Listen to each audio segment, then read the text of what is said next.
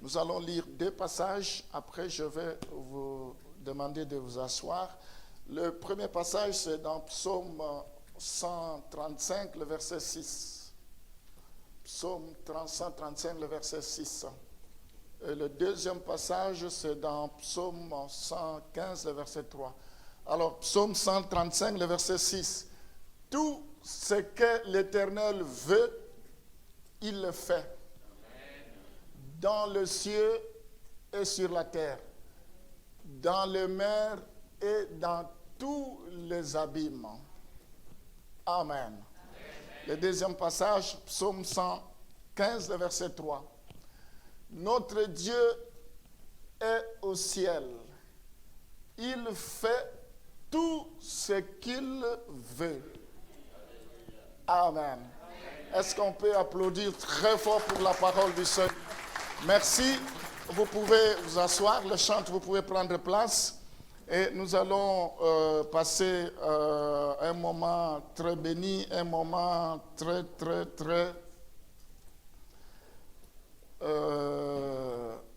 enrichissant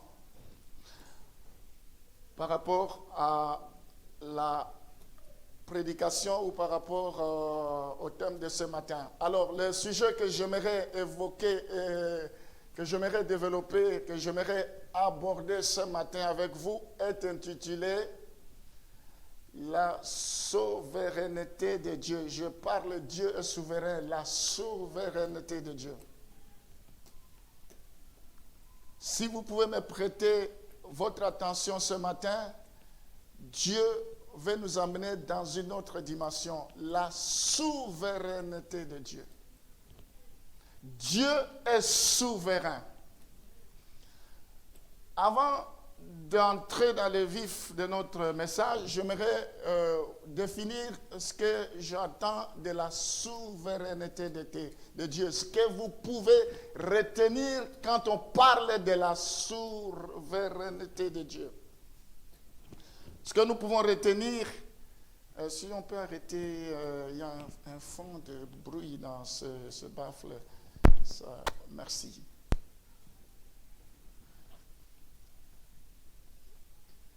La souveraineté de Dieu est définie comme son droit absolu de faire toutes choses selon bon plaisir. C'est son droit de faire tout ce qui lui semble bon, de faire toutes choses selon son bon plaisir dans ta vie, dans la vie de tes enfants, concernant tes finances, dans tous les domaines de ta vie. Il est souverain, il peut faire tout ce qu'il veut. Quand on parle de la souveraineté de Dieu, il s'agit de l'autorité suprême de Dieu et que toutes choses sont sous contrôle. Ton avenir est sous contrôle. Le travail, ton travail est sous contrôle. Ton entreprise est sous contrôle. Tout est sous contrôle. Mais bien aimés, nous devons comprendre que Dieu aime la liberté de ses enfants. Dieu n'est pas un dictateur. Dieu n'est pas dictateur. Il a dit, j'ai mis devant toi la vie et la mort. Choisis. Tu es libre de prendre n'importe quel chemin. Mais ce que nous devons savoir, que cela n'exclut pas, quand bien même Dieu accorde liberté de choix aux croyants, il reste maître de toutes choses et il impose sa volonté lorsqu'il le juge bon. Lorsqu'il juge nécessaire, il impose sa volonté. Nous devons comprendre comment Dieu fonctionne. Alors, revenons sur notre passage de Psaume 135, le verset 6, pour entrer dans le vif de notre message. La Bible dit, tout ce que l'Éternel veut, il le fait dans le ciel et sur la terre, dans le mer et dans tous les abîmes. Tout ce que Dieu veut. Alors laisse-moi te dire, si Dieu décide de t'élever, il le fera. Ce matin, si Dieu veut changer ta vie, il le fera pleinement et promptement. Où pourra intervenir le sorcier? Vous qui croyez que les sorciers peuvent agir dans votre vie, ce que Dieu a décidé, il le fera. Ce matin, je prophétise que Dieu t'élève. Ce matin, je prophétise que Dieu t'amène dans une autre dimension. Si Dieu est pour toi, comme on a écouté le témoignage, qui sera contre toi? Si Dieu approuve la voix de quelqu'un, il dispose même favorablement à son égard ses ennemis. Si Dieu décide de te guérir, il te guérira. La dame qui était là, qui est là assise derrière, on va prier pour elle. Si Dieu décide de te guérir, il te guérira. La Bible dit, à cause de ces maîtrisures, nous sommes guéris. Si Dieu décide de te donner les enfants, qui l'empêchera? Tu auras des enfants. J'ai suivi, on a fait tellement de commentaires à la radio, à la télévision plutôt, parce que il y avait une dame qui n'avait pas de trompe. Alors on a fait des greffes de trompe et cette femme a accouché. Et on appelle ça un miracle. Je dis gloire au Seigneur. Mais je connais des dames qui n'avaient pas de trompe, mais ils ont eu des enfants. C'est une réalité. À Kinshasa, dans l'église que je conduisais, l'ancien Raoul connaît, Chantal Mundelangolo, cette dame-là, on ne voulait pas l'épouser, soi-disant qu'on lui avait enlevé des trompes. Mais comme elle était connue, mais il fallait quand même changer de milieu. Il y a des fois, c'est aussi bien de changer le milieu, parce que les gens te connaissent, ils se disent, ils ont de méfiance. Mais elle est partie en Afrique du Sud. Et quand elle est arrivée là-bas, elle a rencontré un homme, et au moment où je vous parle, cette dame a des enfants. Si Dieu décide de te donner des enfants, même si tu n'as pas de trompe, tu auras des enfants. C'est ça le miracle. Est-ce que vous croyez au miracle? Moi, je crois au miracle ce matin. Acquérir un bâtiment de 800 000 sans un seul sou, c'est comme quelqu'un qui te fait un chèque de 800 000. Vous avez déjà vu ça? Il n'y a que Dieu qui peut faire ça. Dieu prend quelqu'un dans la poussière, il l'élève. Si Dieu veut fléchir le cœur de ton mari, il n'y aura personne. Même si ton mari c'est un super homme, même s'il est impossible, si Dieu veut le broyer, excusez-moi pour le terme, si Dieu veut, il veut plier son cœur comme il plie le Toronto, mais il va fléchir les genoux. Parce que Dieu est souverain. Alléluia. Si Dieu décide de régulariser ta situation, même si tu as l'ordre de quitter le territoire, tu ne quitteras pas. Est-ce que vous croyez à ça? Moi, je vous parle de la souveraineté de Dieu. Je vous ai dit, c'est la volonté suprême. Il n'y a personne qui peut s'intercaler ou s'interposer. Nous devons cesser de faire des illusions. Si Dieu est derrière quelque chose, cela ira jusqu'au bout. Quel que soit le chemin que Dieu peut emprunter, c'est la fin qui compte. C'est la fin qui justifie les moyens. Amen. Si Dieu décide de te rendre prospère, si Dieu décide de te rendre riche, il le fera.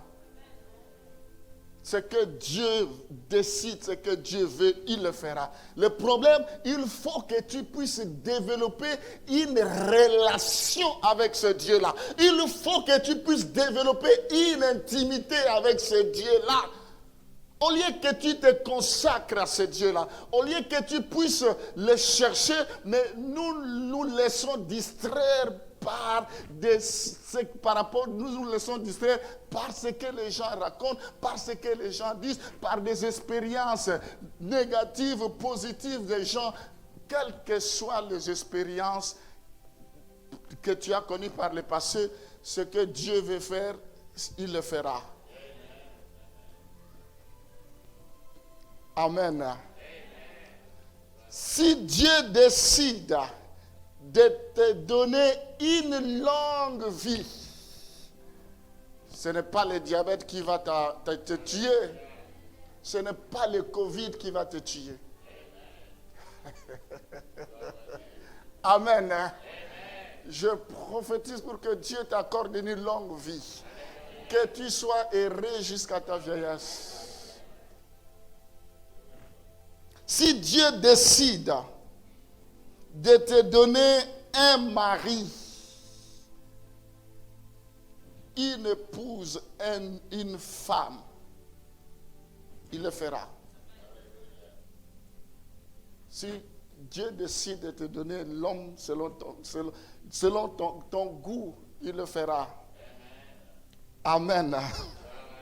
Alors, ce que je vais vous dire par là, aucun homme, aucun sorcier, aucun marabout, aucune puissance ne pourra s'opposer à la volonté de Dieu sur cette terre. Que sa volonté soit faite dans le ciel tout comme sur la terre. Il n'y a personne ce que Dieu a décidé pour toi. Ce que Dieu va faire de cette église, ce que Dieu a décidé pour cette église, il n'y a personne qui s'opposera à ça. Tout genou fléchira, toute langue confessera que Jésus-Christ est Seigneur. Ici, ce que j'aimerais te dire, la clé de ton succès, c'est Dieu. La clé de ta percée, c'est Dieu. La clé de ta victoire, c'est lui. La clé de ta bénédiction, c'est lui. La clé de ton élévation, c'est lui. La clé de ta paix, c'est lui. La clé pour ton travail, la clé pour ton avenir, la clé pour l'intelligence de tes enfants, la clé pour le comportement de tes enfants, c'est Dieu. Sans moi, vous ne pouvez rien. Les gens cherchent des solutions mécaniques, des solutions magiques. La solution, c'est Dieu, quel que soit le problème. Confie-toi à lui parce qu'il a le dernier mot. Il peut arrêter la tempête dans ta vie. Il peut arrêter le vent dans ta vie. Nous avons vu dans Psaume 115, on était dans Psaume 135, dans Psaume 115, le verset 3. Notre Dieu est au ciel.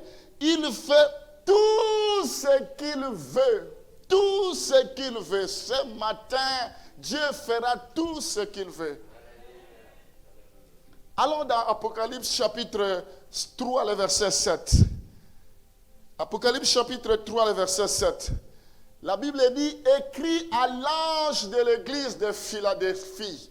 Voici ce que dit le Saint, le véritable, celui qui a la clé de David, celui qui ouvre et personne ne fermera, celui qui ferme et personne n'ouvrira. Alléluia. Ce matin, je prie pour que les portes de travail s'ouvrent dans ta vie. Il n'y aura plus de chômage. Même s'il y a des chômage, mais pour toi, Dieu pourvoira. Parce que la Bible dit, l'Éternel est mon berger, je ne manquerai de rien. Tu ne manqueras pas de travail. Je prie ce matin pour que les portes de prospérité s'ouvrent, pour que les portes de la maternité s'ouvrent. Je prie ce matin pour que les portes de la malédiction se ferment dans ta vie, pour que les portes des échecs se ferment dans la vie, pour que les portes des déceptions se ferment définitivement au nom de Jésus. Les portes de plaire tout le temps, ça doit se fermer définitivement dans ta vie. Est-ce que tu le crois? Ne t'ai-je pas dit, si tu crois, tu verras la gloire de Dieu. Tu dois saisir les opportunités, tu dois saisir les paroles de Dieu, parce que c'est vie et esprit.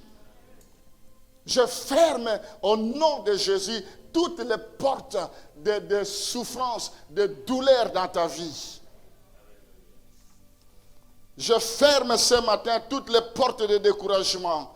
Je ferme toutes les portes de blocage. Je ferme toutes les portes de la mort précoce, la mort anticipée. Je ferme cela. Je ferme toutes les portes de mauvais songes, de mauvais rêves, toutes les portes de femmes de nuit, de maris de nuit dans ta vie au nom de Jésus. C'est lui qui a la clé de David. Quand il ferme, personne ne peut ouvrir. Et quand il ouvre, personne ne peut fermer. Et nous fermons toutes les portes qui nous apportent le malheur.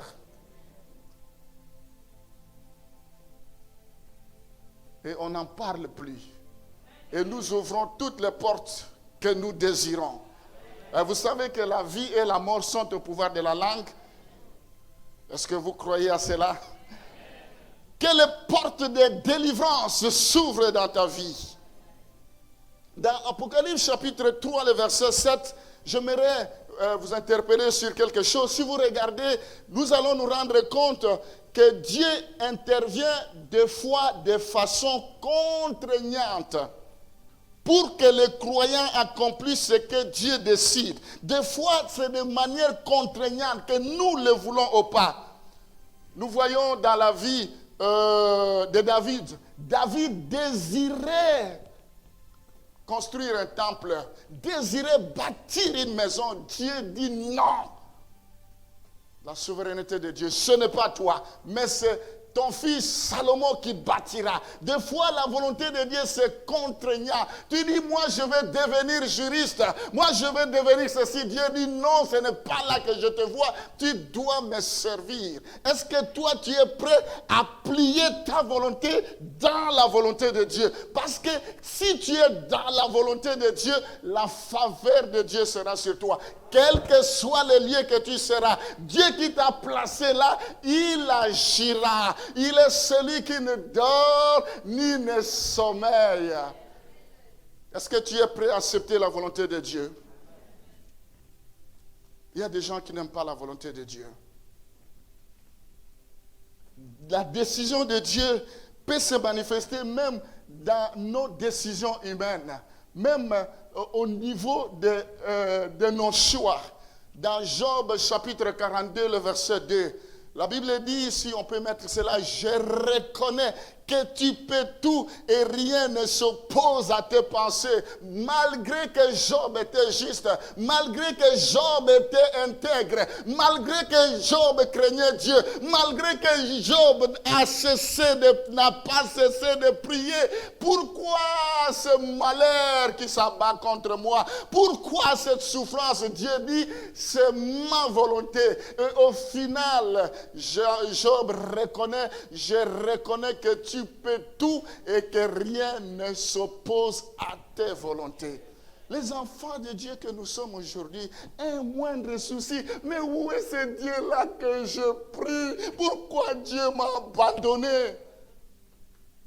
Il dit, je ne te délaisserai point, je ne t'abandonnerai point, je serai avec toi jusqu'à la fin du monde. Le problème, c'est parce que nous souhaitons que les choses se passent comme nous voulons. Job aurait souhaité que ses enfants ne meurent pas, qu'ils ne perdent rien tous les mêmes jours. Mais Dieu est souverain. Pourquoi tu m'as donné ce mari? Je vais maintenant, si Dieu, tu ne fais rien, je ne vais plus te servir. Mais il restera Dieu. Tu peux même retourner au monde. Tu peux même cesser de prier. Il restera Dieu. Ce n'est pas parce qu'il n'a pas agi dans ta vie qu'il va cesser d'être Dieu. Dieu est souverain. Tout ce que Dieu fait, c'est pour un but. Dieu veut affermir ta foi. Dieu veut voir la disposition de ton cœur. Si tu vas l'abandonner ou pas.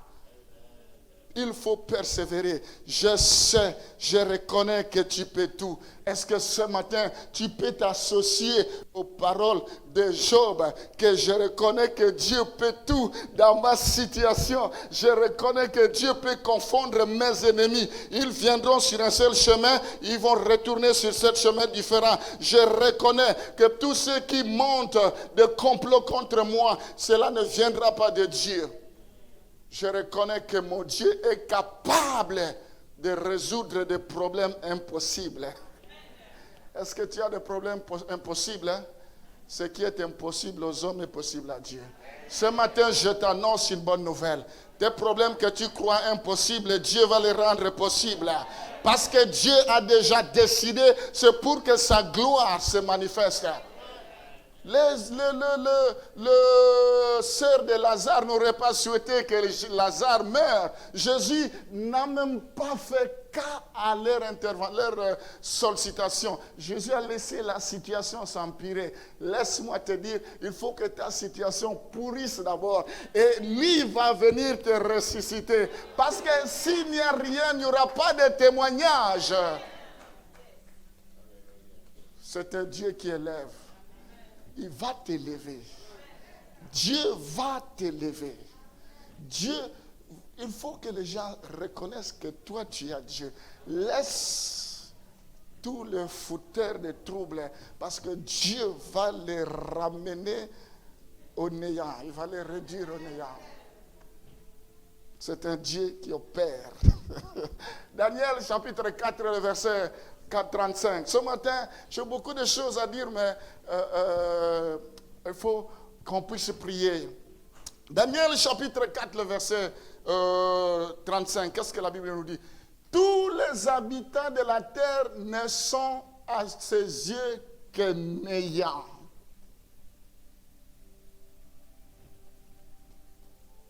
Ce que Dieu veut faire, il le fera. Il agit comme il lui plaît avec l'armée de cieux et avec les habitants de la terre. Et il n'y a personne qui résiste à sa main et qui lui dise, que fais-tu? Nous sommes comme l'argile entre ses mains. L'argile ne peut pas dire au potier, pourquoi tu me donnes cette forme? Dieu est souverain. J'aurais souhaité développer ça en plusieurs séances. Je ne sais pas, peut-être je vais, parce que le dimanche prochain, il y a quelqu'un, et puis j'ai déjà fait le planning pour le mois prochain. Mais Dieu est souverain. Il faut que nous comprenions que Dieu est souverain. Tu ne peux pas te demander, mais pourquoi je suis né dans telle famille? Pourquoi il n'y a que ceci qui m'arrive? Dieu est souverain. Tout ce que Dieu fait est bon. C'est ce que j'aimerais vous faire comprendre, que rien ne pourra s'opposer aux voies de Dieu. Dieu sait pourquoi il a voulu que les choses se passent ainsi. Nous devons savoir tirer toujours de bonnes choses dans ce que Dieu fait. Nous allons comprendre cela. Peut-être maintenant, vous ne comprenez pas, mais j'aurai l'occasion de vous expliquer un peu plus loin. Deutéronome chapitre 32, le verset 39. Je vous donne quelques versets pour que vous compreniez. Sachez donc que c'est moi qui suis Dieu. Et il n'y a point de Dieu près de moi, avant moi tout comme après moi. Je fais vivre et je fais mourir. Alléluia. Je blesse et je guéris. Et personne ne délivre de ma main. Dieu est capable de nous blesser et il est capable de nous guérir. Dieu est capable de mourir et il est capable de ressusciter. Dieu est capable de laisser ta situation sentir mauvais et après il va se manifester. Parce qu'il est souverain. Si nous comprenons cela en toutes circonstances, nous devons dire gloire au Seigneur. Je suis ton serviteur, ta servante, que ta volonté soit faite. Arrêtons de poser des questions à Dieu. Mais pourquoi ceci, pourquoi cela? Avant que tu viennes au monde, Dieu te connaissait. Lorsque tu étais dans le sein de ta mère, il t'avait déjà choisi. Le Dieu que nous servons, il n'a pas de généalogie, il n'a pas de fin, il n'a pas de commencement ni de fin. Il existait avant le temps des temps. C'est un Dieu qui a commencé dans l'éternité, qui se terminera dans l'éternité. On ne peut pas comprendre sa profondeur, même si tu es super spirituel, même si tu pries, ce n'est pas pour autant que tu vas saisir la profondeur de certaines choses de Dieu.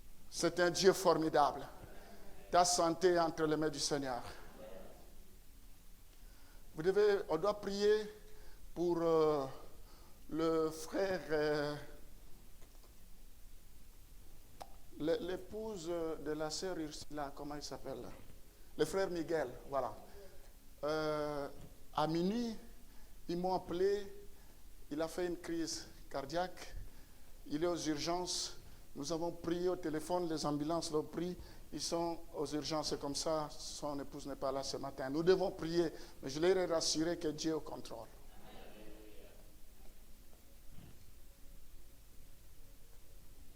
On va prier tout à l'heure pour lui. Il faut qu'il sorte, ce n'est pas sa place.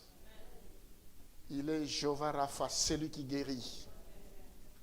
Alors, je disais, l'intervention de Dieu peut être connue, soit ignorée.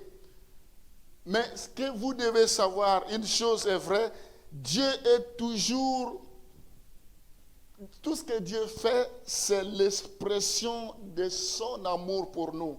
Dans Romains chapitre 8, le verset 28, la Bible dit « Tout concourt au bien de ceux qui aiment Dieu ». Nous savons du reste que toutes choses concourent au bien de ceux qui aiment Dieu, de ceux qui sont appelés selon son dessein. Tout ce que Dieu fait, c'est pour notre bien. Il faut que nous puissions intégrer cela, assimiler cela. Sinon, nous allons traiter Dieu d'injuste. Dieu n'a jamais été injuste.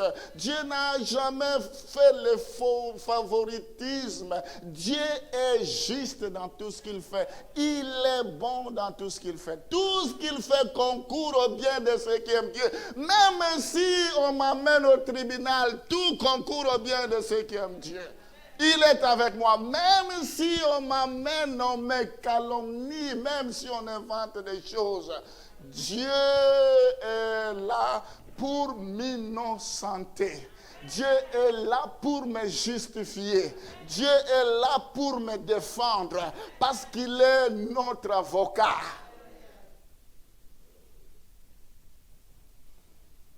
Ce matin, la souveraineté de Dieu n'a pas de limite. Même concernant sa nature. La Bible dit, ces hommes furent saisis d'étonnement.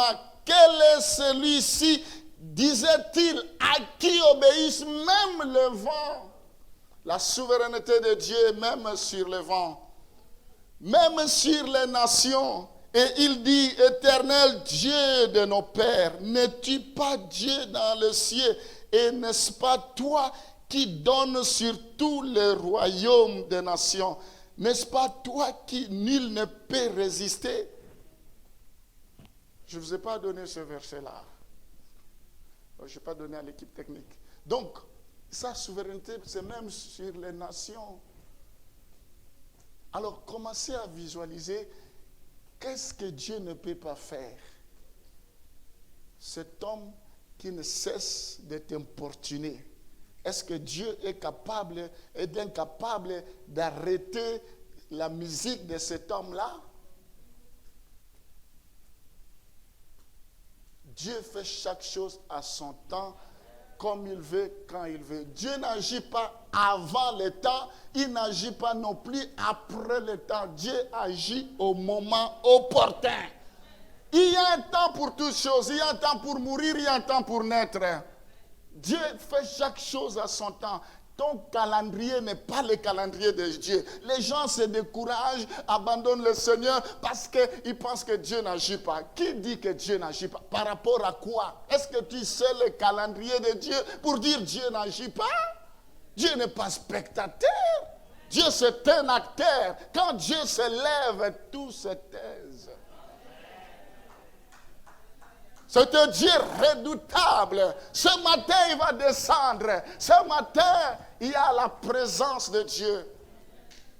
C'est pourquoi nous devons avoir l'audace, la tête haute. En fait, l'audace, ce n'est pas de l'orgueil. Même Jésus était audacieux. Il nous a enseigné, on était en train de pleurer. Il dit, mais pourquoi faites-vous des bruits? Sortez. Les gens disent, mais c'est un aventurier, il vient d'où? Il dit, faites-moi sortir tout le monde. faut avoir l'audace. Il faut parler comme Dieu parle. Parce que nous savons que Dieu est avec nous. Gloire au Seigneur. Alors, 1 Corinthiens chapitre 16, le verset 7. Et si j'aimerais vous emmener, je ne veux pas cette fois vous voir en passant. D'habitude, il avait l'habitude de les rendre visite. Donc, c'était vraiment une visite éclair, comme on dit. Mais j'espère demeurer quelque temps auprès de vous, si le Seigneur le permet. Il aurait souhaité rester avec ces gens-là, mais à condition que Dieu l'accepte. Le croyant doit être prêt à renoncer à son projet si Dieu fait opposition. Si Dieu fait opposition, il faut renoncer. Non, moi je veux seulement ce que je veux seulement cette femme-là, je veux seulement cet homme-là. Même si Dieu fait opposition, moi c'est ça, l'amour est aveugle. Oui, mais l'amour est aveugle, vous allez vous aveugler. Un aveugle ne peut pas conduire un aveugle. Savoir renoncer. Il était prêt à renoncer malgré que cela était parti d'une bonne intention, mais si Dieu s'était opposé, il allait renoncer. Est-ce que tu es prêt à renoncer à tous les projets que tu as, si c'est la volonté de Dieu? Il y a un couple, je peux même vous donner le nom, mais je ne vais pas le permettre parce que nous sommes en direct là. Alors, il priait dans une église à Paris. Je connais très bien le pasteur. Alors, ils ont fait publier des bancs pour se marier. Ils voulaient se marier. La dame a vu le pasteur. C'est la dame qui priait, le pasteur dit, je ne sens pas ce mariage. Le Seigneur me dit, il faut que vous puissiez arrêter parce que, il est d'abord non chrétien et il faut que vous puissiez arrêter. Pasteur, j'ai publié les bancs. Toute la famille. Et aujourd'hui, tu me dis, il dit, mais je n'ai pas changé de discours. Je t'ai toujours dit que ce n'est pas ça. Dieu ne te voit pas. Cette dame est partie de l'église. Et moi, c'est vraiment cette dame qui me racontait. Et elle est partie de l'église. Ils ont fait le mariage. Au moment où je vous dis, ils avaient 3 enfants et ils sont pris ensemble. Et quand la dame raconte, elle dit, si j'avais écouté le pasteur,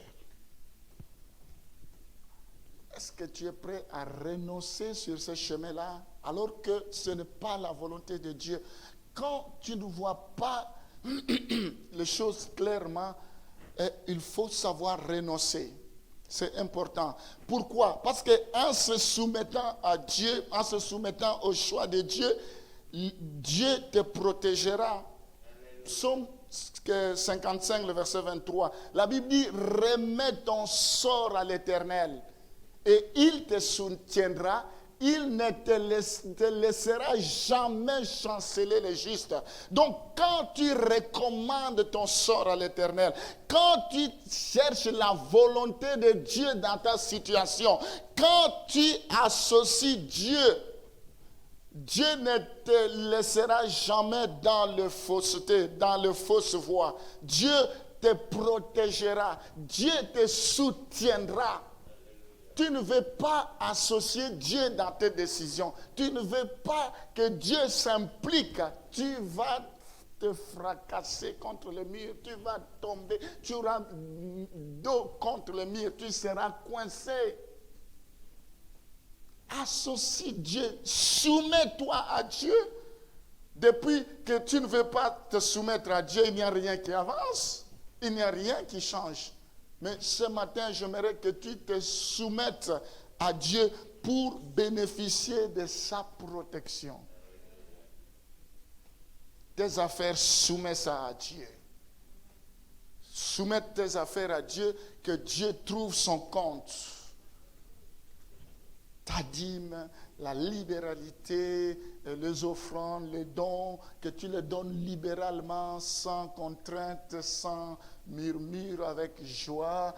Soumets tout à Dieu. Vous voulez faire des histoires. Et c'est seulement quand ça ne marche pas qu'à ce moment-là, on va chercher le pasteur. Pasteur, mais quand ça commence, on ne sait pas quand ça a commencé, c'est seulement quand ça se termine mal. Bon, je vais terminer. Je vais conclure parce qu'on va prier. Éphésiens chapitre 1, le verset 11. Je vous donne 2 versets, on va arrêter là.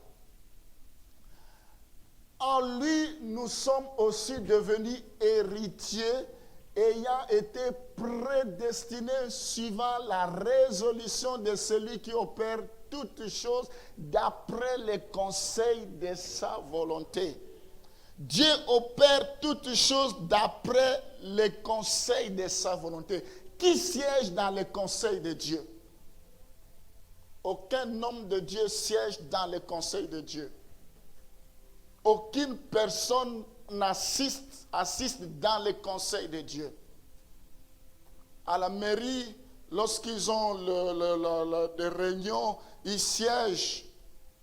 Si tu n'es pas concerné ou si tu n'es pas invité, tu ne peux pas savoir ce qui se dit. Dans le conseil des ministres, c'est quand on nous fait le compte rendu que nous savons ce qui a été dit. Mais si on ne dit pas, nous ne saurons pas. Dieu a un conseil. Dans son conseil, il n'y a personne ici qui siège. Mais bon, pourquoi nous devons créer des problèmes à qui que ce soit parce que personne ne siège dans son conseil? J'aimerais vous encourager. Ce n'est pas ce que les gens disent de toi qui se réalisera. Parce qu'il n'y a personne qui sait ce que Dieu pense de toi. Les gens connaissent ton passé. Ils savent, tu es ceci, tu es cela, mais personne ne connaît ton futur. Personne ne connaît ton avenir. Ton avenir est entre les mains du Seigneur. Ton avenir est caché en Jésus-Christ.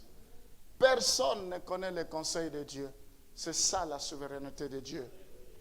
Ça, c'est la première chose. Dieu, la Bible parle de la prédestination, ayant été prédestiné suivant la résolution de celui qui opère. J'aimerais te dire que Dieu avait déjà décidé ton salut, que tu seras sauvé. Il avait déjà pris la décision qu'il allait mourir pour venir sauver l'humanité. Ce n'est pas le scénario que nous voyons, qu'il est sur la crèche, il est venu. Non, la Bible dit on l'appellera éternel, Dieu Tout-Puissant. Tout était déjà, le plan de Dieu est éternel. Dieu n'était pas surpris de voir qu'Adam s'est détourné. Il n'était pas surpris parce que son plan était déjà éternel. Il y avait déjà un plan de substitut que Adam allait faire ceci et son fils allait venir mourir. Amen. Non, Dieu, c'est lui la sagesse, non? Il savait qu'il allait mourir. Si vous détruisez ce temple, au bout de 3 jours, je le rebâtirai, parler de sa mort et de sa résurrection. Il a dit, aucun miracle, si ce n'est que ce qui s'est passé au temps de Jonas. Qu'est-ce qui s'est passé? Jonas avait été englouti par un gros poisson et il a intercédé dans le ventre. Et dans le ventre du poisson, il n'était pas mort. Et il est resté 3 jours après, le poisson l'a vomi. C'est-à-dire, Jésus est entré dans le ventre de la terre. Et là, il a intercédé. Là, il est allé enseigner dans le séjour des morts. Et au bout du 3e jour, il est ressorti. Dieu ne meurt jamais. Je n'aimerais pas choquer votre foi ce matin. Il faut comprendre que Dieu est souverain.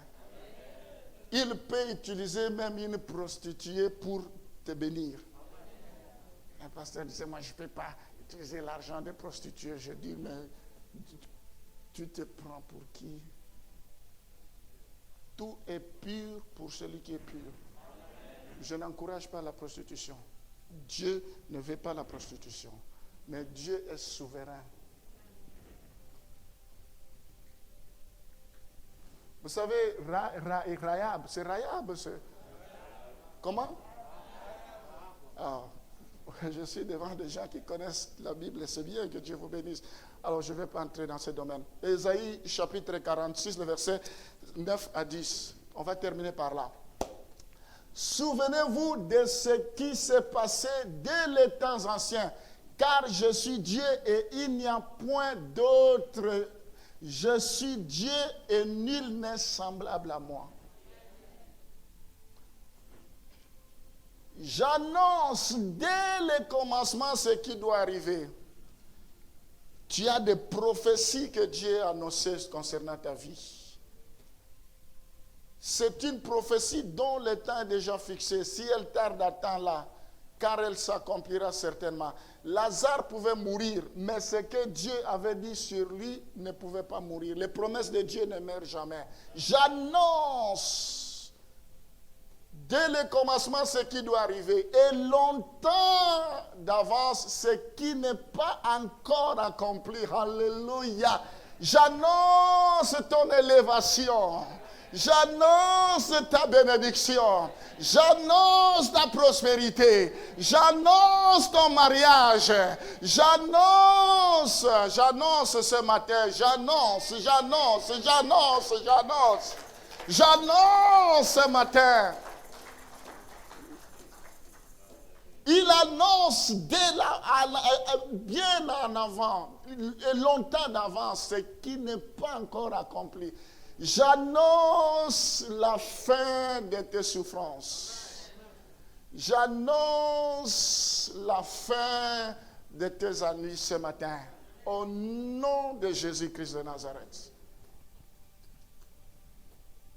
Je dis, mes arrêts subsisteront et j'exécuterai toute ma volonté. Dieu n'exécute pas seulement quelques volontés. Dieu n'exécute pas seulement quelques situations. Toute sa volonté. Ce que Dieu a résolu de faire, il le fera pleinement et promptement. Amen. Je vais vous inviter à vous lever. Seigneur, je te recommande tous ceux qui sont connectés depuis quelque temps pour nous suivre. Je prie pour que tu puisses exercer ta suprématie dans leur vie. Je prie pour que leur vie soit impactée par ta parole, que ta vie soit influencée, leur vie soit influencée par toi et non par des hommes. Je prie pour que ce que tu as résolu de faire dans leur vie, que tu le fasses pleinement et promptement. Je les bénis et je déclare que leur semaine est bénie. J'ordonne que ceux qui sont malades guérissent immédiatement. Je prie pour que leur corps développe des anticorps au nom de Jésus. Amen. Amen.